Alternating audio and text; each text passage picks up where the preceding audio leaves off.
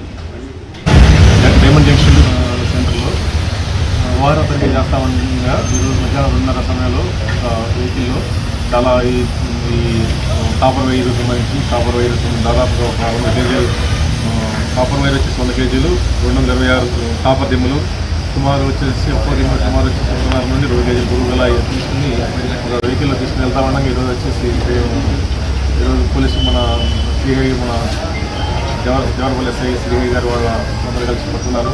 వాళ్ళు వచ్చేసి ఈ మన ఈస్ట్ గోదావరి వెస్ట్ గోదావరి కాకినాడ జిల్లాలో వచ్చేసి చాలా రైతు రిపోర్ట్ వచ్చేసి ఈ రైతు రిపోర్ట్ వచ్చేసి పొలాల్లో ట్రాన్స్ఫార్మర్ నుంచి కాపర్ వైర్ దొంగిలించేసి తీసుకెళ్ళేసి తాడేపల్లిగూడలో పెట్టింది. తాడేపల్లిగూడలో నుంచి ఈరోజు వచ్చేసి విజయవాడ తీసుకెళ్ళి అమ్ముకుందామని చెప్పేసి అని ఇవన్నీ తీసుకెళ్తా ఉన్నారు.